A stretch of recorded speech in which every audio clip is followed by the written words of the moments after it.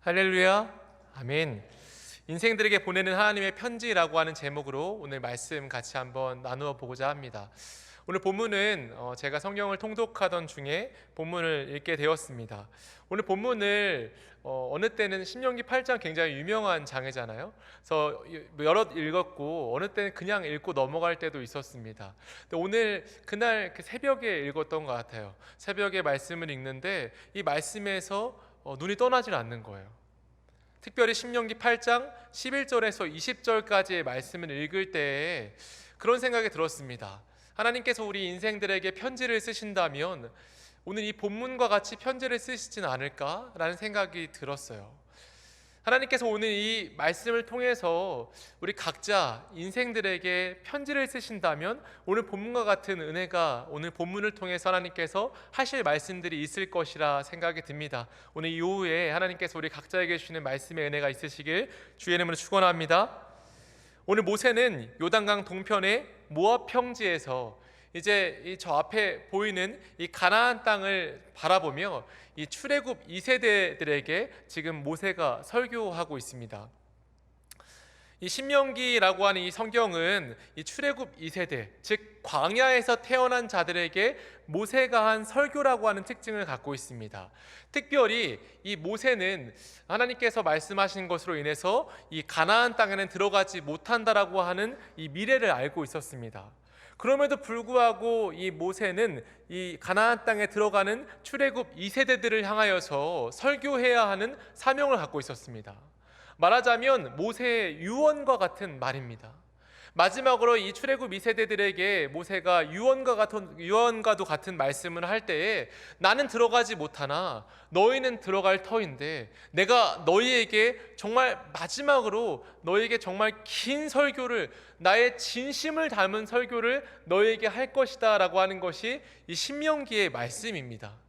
그중 신명기 8장은 신명기 중에서도 보석과 같은 말씀이다 라고 많이 이야기하는 말씀이죠. 그래서 오늘 이 본문을 보면 모세의 진심이 담겨 있습니다. 애끓는 마음이 담겨 있어요. 그래서 오늘 본문을 쭉 읽어보면 마치 하나의 편지와 같습니다. 잠시 편지에 대해 생각해 보면 여러분 편지를 써보신 적 있으시죠? 저도 편지를 많이 써봤습니다. 특별히 저희 아내가 편지를 굉장히 좋아해요. 그래서 어느 기념일 때는 저한테 이렇게 말하는 거예요. 오빠 이번에는 선물 주지 말고 편지를 써달라는 거예요. 근데 그 편지를 그냥 쓰는 게 아니라 길게, 그래서 그때 한 6장 정도 편지를 썼습니다. 네, 진심을 담아 썼습니다. 6장을 편지를 쓰는데 한 3장까지는 어떻게 쓰겠는데 네, 그 이후부터는 굉장히 고민이 되더라고요. 내 진심을 어떻게 풀어낼 수 있을까? 여러분들 고민을 많이 하는 편지를 써보셨을 거예요. 그래서 편지를 쓸 때 우리는 진심을 쓰고 글은 변하지 않기 때문에 이 글이라고 하는 특징상 정말 많은 고민을 하고 편지를 쓰게 되죠. 마치 하나님께서 오늘 우리에게 편지를 쓰신다면 한 글자 한 글자 진심을 담아내며 오늘 편지를 오늘 본문을 통해서 쓰고 있다라고 하는 생각이 듭니다. 오늘 편지 속에서 하나님께서 우리에게 하시는 중심 단어는 잊지 말라와 기억하라입니다. 이 두 단어를 통해서 처음과 끝을 하나님께서 우리에게 설명해 주고 있어요. 먼저 11절 잊지 말라입니다. 우리 11절 말씀 같이 한번 읽어볼까요? 시작. 내가 오늘 내게 명하는 여호와의 명령과 법도와 규례를 지키지 아니하고 내 하나님 여호와를 잊어버리지 않도록 삼갈지어다. 아멘. 하나님께서 잊지 말라라고 우리에게 말씀하시는 대상은 바로 하나님 그분 자체입니다. 여호와를 잊지 말아라. 여러분, 여호와라고 하는 이 명칭을 오늘 본문에 사용하고 있다라고 하는 것은 언약의 신실하신 하나님 우리에게 소개하고 있다는 것이죠. 하나님이 언제나 우리에게 하신 언약은 신실하게 이루어 나가십니다. 그런데 그 언약을 잊어버리는 대상은 하나님이 아니라 언제든지 우리 사람 자신이라고 하는 것입니다. 우리가 하나님의 언약을 잊어버릴 때가 있다는 거예요. 특별히 오늘 11절 말씀을 통해서 우리에게 말씀하시는 건 여호와의 명령과 법도와 규례를 잊지 말라는 것입니다. 하나님께서 우리에게 주신 이 성경 말씀들을 하나님께서는 우리를 향해서 잊지 않으니 너희도 나와 같이 잊지 말라는 것이죠. 그렇다면 이 말씀을 반대로 생각해 보면 우리가 하나님을 잊어버릴 수 있는 방법이 있다는 것입니다. 그것은 주의 말씀을 멀리할 때 우리는 하나님 그분 존재 자체를 잊어버린다는 것입니다. 주의 말씀을 읽지 않고 주의 말씀을 순종하지 않고 주의 말씀에 순종하는 것이 힘들다고 그 말씀을 외면하기 시작하면 그 말씀을 멀리하게 되어지고 그 결과 하나님을 잊게 되어지는 결과까지 있게 되어진다는 것입니다.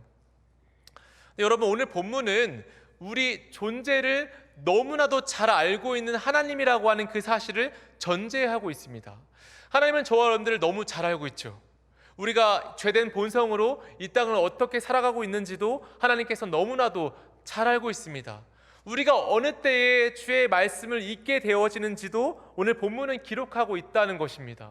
우리가 어느 때에 주의 말씀을 잊어버립니까?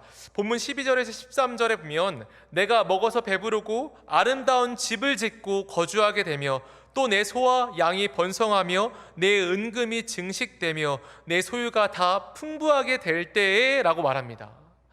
하나님은 우리를 너무나도 잘 알고 있어요. 우리가 하나님을 잊어버리는 때가 언제입니까?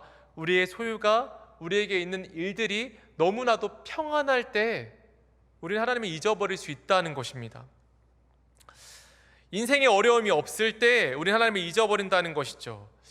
우리의 일상에 평안함이 있을 때, 아무 문제가 없을 때 우리는 하나님께 영광 올려드려야 되는 것이 마땅합니다. 하나님, 나에게 이렇게 일상에 평안함을 주셔서 감사합니다라는 그런 영광을 돌려야 하는 것이 마땅해요. 그런데 사람이 죄인인 것이 참 긍휼이 되어지고 참 안타까운 것은 우리의 삶이 평안하면 하나님을 잊는다는 것입니다. 우리의 삶에 문제가 없으면 하나님의 존재가 우리의 삶에 희미해진다는 것입니다. 우리는 그 사실을 인정하고 싶지 않지만 우리의 삶을 한 번만 되돌아보고 바로 어제만 되돌아보아도 이 사실을 인정하지 않을 수 없죠. 우리는 제각각 삶의 문제들이 다 있을 것입니다. 제가 교구를 맡으면서 여러 가정들과 함께 소통하며 함께 이렇게 교구를 맡은 지 어느덧 8개월이 됐는데 가정들마다 문제가 없는 가정이 없고 기도할 제목이 없는 가정들이 없다라고 하는 것이 참 깨닫게 되어집니다. 우리 모두가 다 문제들이 있죠. 우리가 하나님께서 우리에게 주신 이 일상을 살아갈 때 문제가 있는 것은 오늘 본문을 통해서 우리가 해석해 볼 수 있어요.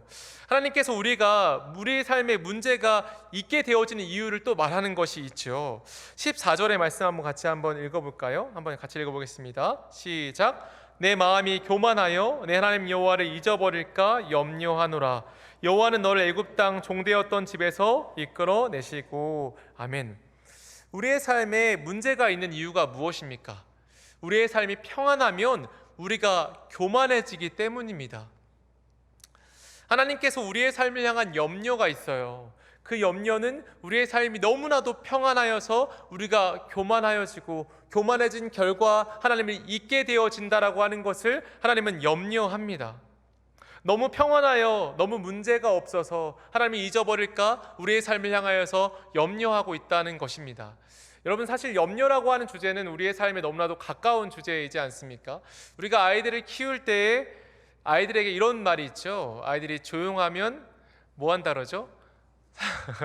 사고 친다라고 하죠. 아이들이 키우다 보면 염려의 연속이죠. 아이들의 눈에 보이지 않으면 불안하죠. 저희 쌍둥이 아이들은 더 그래요. 아이들의 눈에 보이지 않으면 무엇인가 꼭 하고 있습니다. 휴지를 돌돌 말려있는 걸 푸는 것은 기본이고, 두루마리 휴지를 푸는 건 기본이고, 폐기인 휴지를 빼는 것도 기본이고, 어느 날은 이 단스 위에 있던 밥솥을 자기들끼리 어떻게 해가지고 그걸 떨어뜨렸어요. 밥솥이 두 동강이 난 거예요. 저는 그때 씻고 있었는데 조용하면 아이들이 사고치죠. 그때 18만 원이 나왔습니다. 네, 욕이 아닙니다. 네. 수리비가 그렇게 나왔어요. 아이들이 눈에 보이지 않으면 염려가 되는 것, 정말 그렇죠. 우리의 삶을 향하신 하나님의 염려도 이와 같다는 거예요. 우리의 삶에 평안하고 우리의 삶이 아무 문제가 없으면 교만해질까 하나님께서 염려한다는 것입니다. 여러분, 하나님께서 우리에게 편지를 쓰실 때 마치 그렇죠. 근데 여러분, 하나님뿐 아니라 우리를 향한 편지와 같은 일련의 표어를 주고 떠나신 우리 담임 목사님, 우리 일련의 표어가 무엇이죠? 베드로전서 5장 6절에 위에 있는 말씀 한번 같이 읽어볼까요? 시작. 그러므로 하나님의 능하신 손 아래에서 겸손하라. 때가 되면 너희를 높이시리라. 아멘. 영적 부모 되신 우리 담임 목사님의 마음이 느껴지지 않습니까? 겸손해져라. 그러면 때가 되면 우리를 높여주실 거다라고 하는 말씀. 이 베드로전서 5장 6절의 이 말씀이 굉장히 중요한 말씀입니다. 겸손해질 수 있는 이유를 말할 때 하나님의 능하신 손 아래에서 겸손하라라고 말씀하고 있어요. 사실 이 사실이 굉장히 중요한 내용입니다. 이 기독교 변증학자 중에 코넬리우스 반틸이라고 하는 굉장히 유명한 이 변증학자가 있습니다. 그래서 이 학교에서 이 변증학을 배울 때 한 교수님은 이 교수님만 이 반틸에 대한 이야기만 한 학기 내내 한다고 해서 그분 별명이 반틸 교수님이 이렇게 이야기도 하는데, 이 반틸이라고 하는 사람이 하는 주제, 그가 주장하는 것이 전제주의라고 하는 것을 주장해요. 그래서 이런 재밌는 말을 합니다. 어린 아이가 아빠의 뺨을 때리려면 그 무릎에 앉아 있어야 한다라는 주장을 합니다. 이게 어떤 의미냐 하면 하나님을 반대하는 반대자가 하나님을 어떤 공격을 하거나 하나님을 반대하려고 할 때, 그런 주장을 할 때에도 하나님의 무릎에 앉아 있어야만 그 주장을 할 수 있다는 거예요. 무슨 말이냐면, 즉 하나님 안에 있을 때에 우리의 이성적 사고를 할 수 있고, 하나님 안에 있을 때에 진적 인간의 본연적인 지식과 능력을 발휘할 수 있다는 것입니다. 그래서 이 반틸은 어떠한 주장을 하든 하나님의 이런 능하신 손 아래에 있기 때문에 그 사람의 전제가 하나님 안에 있는 것이다라고 이야기해요. 즉 무슨 말이냐 하면, 우리의 삶의 그 어떠한 것도 하나님의 능하신 손 아래에 없는 것이 없다는 것입니다. 여러분, 이 말씀이 겸손해진 이유로 우리에게 말하는 것은 우리의 삶의 그 어떠한 것도, 삶의 어떠한 국면이나 우리가 무엇을 하든지 하나님의 능하신 손 아래에 있다라고 하는 사실입니다. 하나님의 능하신 손 아래에 있다면 우리는 겸손해질 수밖에 없다라고 하는 것을 본문을 통해서, 이 말씀을 통해서 우리에게 알려주는 것입니다. 그러므로 하나님의 능하신 손 아래에 있는 저와 여러분들은 하나님 안에서 겸손해질 수 있기를 주의 이름으로 축원합니다. 결국 이 세상에 있는 모든 것은 하나님의 능하신 손 아래에 있다라고 하는 것입니다. 그다음 반대로 하나님의 능하신 손 아래에 있다라고 생각한다면 겸손해지지만, 그렇지 않다면 교만해진다는 거예요. 오늘 본문의 말씀이 딱 그렇습니다. 하나님께서 우리에게 염려하는 이유와 염려하는 내용이 무엇이죠? 우리 14절부터 우리 16절까지의 말씀 우리 같이 한번 읽어볼까요? 14절부터 16절까지 한번 같이 읽어보겠습니다. 시작. 내 마음이 교만하여 내 하나님 여호와를 잊어버릴까 염려하노라. 여호와는 너를 애굽 땅 종되었던 집에서 이끌어내시고 너를 인도하여 그 광대하고 위험한 광야 곧 불뱀과 전갈이 있고 물이 없는 간조한 땅을 지나게 하셨으며, 또 너를 위하여 단단한 반석에서 물을 내셨으며 내 조상들도 알지 못하던 만나를 광야에서 내게 먹이셨나니, 이는 다 너를 낮추시며 너를 시험하사 마침내 내게 복을 주려 하심이었느니라. 아멘. 하나님께서 우리를 겸손케 하시는 방법이 있습니다. 오늘 이 본문의 말씀은 우리 모두에게 적용되어지는 말씀입니다. 하나님께서 구원받은 백성들을 이끌어 가실 때, 하나님이 애굽 땅에 종되었던 자들을 이끌어내셨을 때, 우리를 구원하셨을 때에 하나님께서 이스라엘 백성들에게 하신 것과 우리에게 하신 것이 똑같다는 거예요. 여러분, 이 본문을 보면 애굽 땅 종되었던 집에서 이끌어내시고 너를 인도하여 그 다음에 너를 정말 살기 좋은 5성급 호텔과 같은 곳으로 인도하겠다라고 적혀있지 않죠. 너를 인도하여 그 광대하고 위험한 광야로 이끌겠다라고 말하고 있습니다. 여러분, 하나님께서 우리를 구원하셔서 우리의 삶을 살게 하실 때 우리의 삶의 모습은 위험이 없고 안전하며 평안한 땅이라고 말하지 않습니다. 하나님이 우리를 이끄시는 땅은 위험한 광야입니다.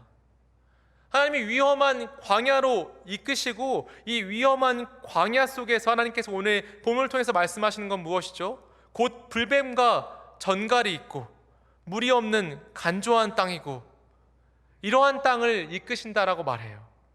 근데 여러분, 오늘 본문을 듣고 있는 출애굽 2세대를 한번 생각해 보셨습니까? 이 본문을 듣는 이 청중 출애굽 2세대는 어떤 세대이죠? 광야 속에서 태어났습니다. 그들은 눈을 뜨고 이 땅에 처음 맞는 이 땅이 광야예요. 낮에는 너무 더워요. 지금 정말 덥지 않습니까? 정말 덥죠. 요즘 날씨가 너무 덥죠. 근데 광야에 비할 때가 아니에요. 그들의 땅은, 그들이 살고 있던 땅은 정말 더운 땅이고 밤에는 정말 추운 땅이었습니다. 그리고 오늘 본문의 말씀과 같이 그들의 생명을 항상 위협하는 불뱀과 전갈이 있었어요. 그리고 이 본문에 나와 있지 않지만 이 환경상 또한 보자면 이 광야에는 모래폭풍이 항상 불었습니다. 저 멀리에서 모래폭풍이 막 몰려오는 땅이에요. 그리고 이 광야에는 터줏대감들인 베두인이라고 하는 사람들이 있었어요. 이 베두인들이 항상 이 이스라엘 백성들의 뒤를 뒤따르며 급습하기를 항상 기회를 노렸습니다. 출애굽 2세대가 겪고 있었던, 또한 그들이 맞이하였던 세상, 그들이 살고 있었던 땅의 그 모습들은 온갖 결핍이 가득한 땅이었습니다. 출애굽 2세대에게 지금 이 말씀을 들을 때 그들에게 다가오는 이 무게와 다가오는 것들이 우리가 듣고 있는 것과 전혀 달랐다는 거예요. 그래, 맞아. 내가 살았던 그 땅은 너무 힘든 땅이었어. 그 땅을 40년 동안이나 배회하면서 이 출애굽 1세대, 아버지 세대가 다 죽을 때까지 기다리며 나는 삶의 어려움들을 겪었지? 라고 하는 생각들을 했을 것이라는 것입니다. 그러한 출애굽 2세대에게 하나님께서 말씀하신 것입니다. 너가 살았던 그 땅, 너가 결핍을 겪었던 그 땅은 내가 인도한 땅이었다. 그런데 하나님께서 또한 말씀하시는 것이 무엇이죠? 또 너를 위하여 단단한 반석에서 물을 내셨으며 내 조상들도 알지 못하던 만나를 광야에서 내게 먹이셨다라고 하는 내용입니다. 출애굽 2세대는 결핍 속에 살았지만 그만큼 하나님의 은혜를 겪었던 세대입니다. 낮에는 하나님께서 구름 기둥을 주시고 밤에는 불 기둥을 주셨습니다. 아무것도 보이지 않는 땅에 구름의 기둥이 생겼고 불의 기둥이 생겼고 아무것도 없는 땅에서 만나가 피어올랐고 반석에서 물이 나왔습니다. 하나님의 주권적인 은혜를 경험했던 세대가 출애굽 2세대였습니다. 하나님께서 그들에게 말씀하실 때에 너희들의 삶이 결핍이 있었지만 그 결핍 속에서 내가 기적을 보여주었고 그 기적 속에서 너희의 삶에 어려울지라도 한 걸음 더 떼어낼 수 있는 힘을 내가 주었다라고 하는 것을 깨닫게 하고 있습니다. 사랑하는 충신 성도 여러분, 우리의 삶이 평안했으면 좋겠죠. 아무런 문제가 없으면 참 좋겠습니다. 근데 하나님께서 오늘 이 본문을 통해서 편지와 같은 이 말씀을 통해서 우리에게 하시는 말씀이 무엇입니까? 우리의 삶에 결핍이 있을 수밖에 없다는 것입니다. 어쩌면 결핍이 꼭 있어야 한다는 것입니다. 이 결핍이 없으면 우리가 교만해져서 하나님을 잊어버릴 수밖에 없다라고 하는 것을 본문은 기록하고 있습니다. 또한 17절에 이렇게 말하죠. 그러나 내가 마음에 이르기를 내 능력과 내 손의 힘으로 내가 이 재물을 얻었다 말할 것이다. 너가 너의 힘으로 이 재물을 얻었다라고 말할 것이기 때문에 너의 삶에 결핍이 있고 이 결핍들을 하나님께서 주시는 채워주시는 그 채움으로 살아가라라고 말씀하고 있습니다. 여러분, 하나님께서 우리의 삶을 어쩌면 광야로 이끄시고 있습니다. 우리의 구원받아서 이 땅에 살아가는 삶은 광야의 삶, 결핍이 가득한 삶입니다. 하지만 하나님께서 오늘 본문을 통해서 말씀하시는 것은 우리의 삶에 그러한 기적과도 같은 일들, 이 결핍을 뛰어넘는 하나님의 채우심을 우리의 삶에 꼭 보여주시고 주시겠다라고 하는 약속의 말씀입니다. 삶의 결핍 속에 있는 분들 계십니까? 어느 날 갑자기 건강이 무너지고 경제가 무너지고 삶에 우리의 가정에 평안이 깨어지는 그러한 삶 속에 계신 분들 계십니까? 인생의 어려움 속에 계신 분들 계십니까? 나의 삶의 결핍 속에서 내가 어떻게 해야 될지 모르겠다라고 하는 그런 생각을 갖는 분들 계십니까? 오늘 본문을 통해서 하나님께서 강력하고도 확실하게 말하는 것은 16절 후반부의 이 말씀입니다. 이는 다 너를 낮추시며 너를 시험하사 마침내 내게 복을 주려 하심이었느니라. 할렐루야. 한 번 더 말씀드릴게요. 이는 다 너를 낮추시며 너를 시험하사 마침내 내게 복을 주려 하심이었느니라. 또한 이 말씀과 평행하여 이 이야기를 드리고 싶습니다. 17세기 영국의 청교도 목사였던 토마스 브루스 모사라고 하는 분이 계십니다. 이분이 이런 말을 남겼습니다. 하나님은 그의 백성들을 광야로 이끄신다. 하지만 그것은 그들에게 위로의 말을 전해줄 수 있도록 하기 위해서이다. 그분은 그들을 격렬히 불타는 용광로 속으로 집어넣을 수 있다. 하지만 그것은 그들이 그분과의 사귐을 더 잘 가질 수 있도록 하기 위해서이다. 우리의 삶에 어려움이 왔을 때에 하나님께서는 우리를 낮추시기 원하십니다. 그리고 마침내 우리의 삶에 복을 주시기 위해서 우리의 삶을 바짝 낮추십니다. 우리는 누구든지 어려움이 생기면 겸손해지죠. 하지만 평안함이 있을 때는 교만해집니다. 그러한 우리에게 하나님께서 원하시는 것은 우리의 삶의 부유함 속에서 하나님을 있는 것보다 우리의 삶의 결핍 속에서 하나님의 풍부함을 찾는 삶을 하나님께서 우리의 삶에 더 원하십니다. 우리의 삶의 결핍을 통하여서 하나님의 풍성함을 바라보고 우리의 삶의 결핍을 통하여서 주님과 더 깊은 교제를 누리는 것을 하나님께서 우리의 삶에 더 원하시고 있습니다. 여러분, 얼마 전에 저도 이러한 사실을 깊이 깨달은 사건들이 있었습니다. 얼마 전에 저희 어머니께서 많이 아프시다는 소식을 들었습니다. 현재는 그 암 때문에 수술도 받고 여러 가지로 있었는데요. 처음에 영상 소견이 참 안 좋았어요. 4기까지도 넘어갈 수 있다라고 하는 그런 얘기를 듣고 한참이나 기도하고 매일 새벽마다 기도하며 하나님 앞에 있었습니다. 하나님께 기적을 바랬어요. 끝까지 이런 조직 검사들을 안 해서 암이 아닐 수도 있는데 영상 소견으로는 4기까지도 볼 수 있다라고 이야기해서 기도를 안 할 수가 없었습니다. 매일 아침마다 하나님께 기도했어요. 암이 아니면 좋겠습니다 라고 기도했죠.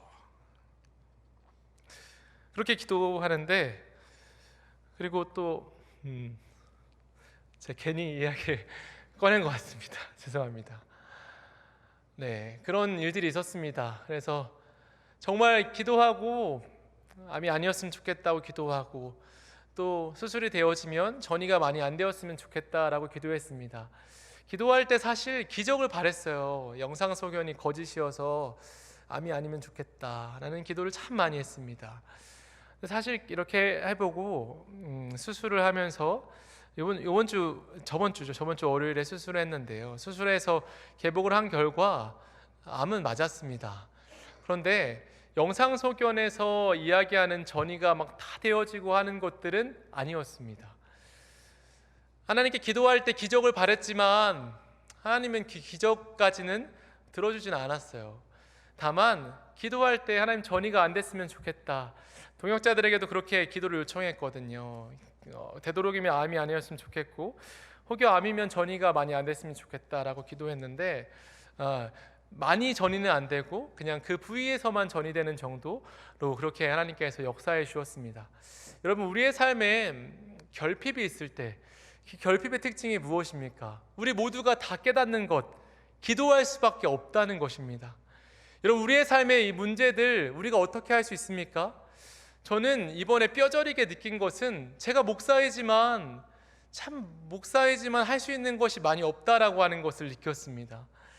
그렇잖아요. 어느 회사에서 임원이면 사장에게 나아가서 이렇게 직접 이야기할 수도 있고 그런 대면에서 이야기할 수 있는 직급이 되고 그렇게 말할 수 있으면 좋겠다 싶어서 하나님께 정말 제 목사이지 않습니까? 하나님, 그래도 지금까지 이렇게 열심히 사역하지 않았습니까? 라는 마음으로 기도했어요. 근데 사실 그것도 아닌 것 같아요. 저도 목사이지만 똑같은 한 명의 성도로서 기도했던 것 같아요. 우리가 모두 하나님 앞에서 진솔하고 또 한 명이 하나님 앞에 한 명으로 1대1로 섰을 때 기도할 때에 우리는 하나님만 붙잡고 기도하는 것이 우리의 삶의 결핍입니다. 그런데 여러분, 부정할 수 없는 것은 이 결핍을 통해서 하나님과 가까워진다라고 하는 사실이에요. 우리의 삶에 결핍이 있다면 그 결핍 속에서 우리는 하나님께 기도해야 합니다. 여러분 삶에 결핍이 있으시죠? 광야와 같은 곳, 덥고 춥고 죽음의 위협이 있는 그곳과 같은 그런 어려움들이 있으시죠? 그 어려움 속에 하나님께 기도하실 수 있기를 바랍니다. 전심을 다해 기도하면 우리가 생각하는 그런 방법과는 다를지라도 하나님께서 우리의 삶 가운데 이끄시는 최선의 방법으로 우리의 삶을 이끄실 줄로 믿습니다.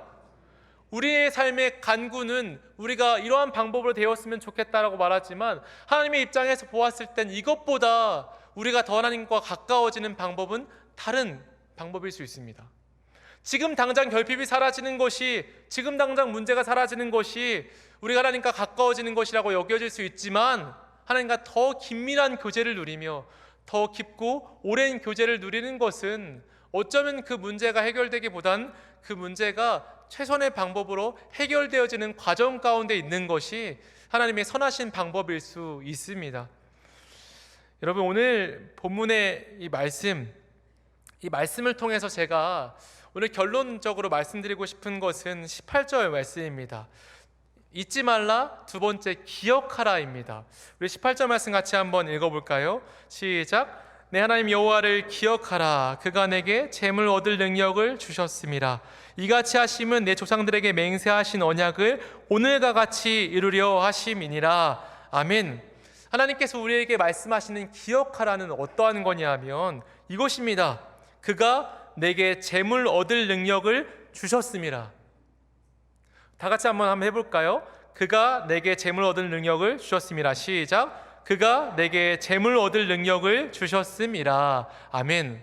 여러분, 오늘 본문을 통해서 결론과 같이 하나님께서 우리에게 편지의 내용으로 결론과 같이 말씀하시는 것은 우리에게 재물 얻을 능력을 하나님께서 주셨다는 것입니다.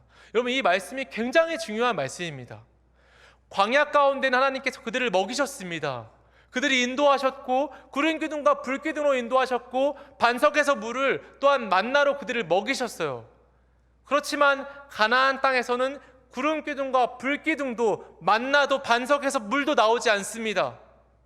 지금 우리가 사는 세상도 똑같죠. 구름 기둥과 불 기둥이 있습니까? 에어컨은 약간 구름 기둥 같아요. 근데 우리가 사는 세상에 구름 기둥과 불 기둥은 없죠. 반석에서 물이 안 나오죠. 물 먹고 싶다고 반석을 내리치는 사람 없습니다. 우리가 이 광야에서 만나가 피어오르듯 만나가 있는 일도 없습니다. 우리의 삶과 가나안 땅의 삶은 똑같아요. 그렇다면 우리에게 주신 하나님의 말씀은 무엇이죠? 재물 얻을 능력을 하나님께서 주셨다라고 하는 사실입니다. 여러분, 이 사실이 되게 자연스럽게 느껴지는 것은 신앙이 참 좋아서이겠지만 새삼스럽게 우리가 깨달아야 해요. 저는 오늘 말씀을 읽으면서 이 말씀이 굉장히 와닿았습니다. 하나님이 우리의 삶을 이끄시는 것은 우리에게 재물 얻을 능력을 주시는 것이구나. 여러분, 돈 있으시고 돈 좋아하시죠? 이 민주주의, 이 자유민주주의 사회에서 돈이 없으면 쌀 한 톨도 살 수 없습니다. 돈이 뚝 떨어지면 아무것도 할 수 없어요. 근데 여러분, 우리가 지금 살고 있고 우리를 먹이시고 있고 입히시는 방법이 무엇이죠? 재물 얻을 능력을 하나님께 주셔서 우리에게 재물을 주시기 때문입니다. 저는 이 목회자로서 이것을 매월마다 깨닫습니다. 통장 잔고가 0원이 돼도 하나님은 저희 집을 먹이시고 입히시는 것에 부족함이 없도록 오히려 풍족하도록 이끄십니다. 돈이 없어도 하나님께 돈이 있게 하십니다. 참 역설적이지만 매월마다 매달마다 그것을 깨달으며 살아가고 있습니다. 하나님이 우리에게 재물 얻을 능력을 주셨다라고 하는 이 사실은 가나안 땅에 들어가는 자들이 꼭 기억해야 되는 내용입니다. 이 땅을 살아가는 결핍이 가득한 광야와 같은 이 땅을 살아가는 저와 여러분들에게 하나님께서 기억하라 말씀하시는 건 내가 너를 지금도 재물 얻을 능력을 주심으로 먹이고 입히며 살게 하고 있다라고 하는 사실입니다. 할렐루야. 이 사실을 깊이 깨달을 수 있기를 바랍니다. 그러므로 우리가 이 땅을 살아갈 때 하나님의 능하신 손 아래에 있습니다. 내가 돈을 벌고 있는 것 같지만 오늘 본문을 통해서 말씀하시는 건 이 재물 얻을 능력 또한 하나님께 주셨고 하나님의 능하신 손 아래에 없는 인생이 없어서 그의 능하신 손 아래에서 재물을 얻으며 이 재물로 먹고 있으며 살고 있으며 입고 있으며 우리가 이 땅을 살아가고 있다라고 하는 사실을 우리에게 말씀하고 있어요. 그러므로 오늘 이 본문이 편지처럼 여러분들에게 다가가실 때 하나님이 우리에게 말씀하시는 것입니다. 삶에 결핍이 있지. 그 결핍은 너가 교만하지 않도록 하기 위해서 내가 너를 겸손케 하기 위한 나의 장치다. 그 결핍을 통해서 나와의 긴밀한 교제를 누리고, 그 결핍을 통해서 이 의지할 것 많아 보이는 세상에서 나만 의지하며 나와 깊은 교제를 누리며 살아가자라고 하는 주의 진심을 담은 편지의 내용입니다. 원하기는 오늘 본문을 통해서 우리 인생들에게 하나님께서 하시는 말씀, 인생들에게 하시는 하나님의 편지의 이 진심이 우리의 가슴 밖에, 우리의 가슴 안에 깊이 들어가셔서 은혜 있으시기를 예수 그리스도의 이름으로 축원합니다. 함께 기도하겠습니다.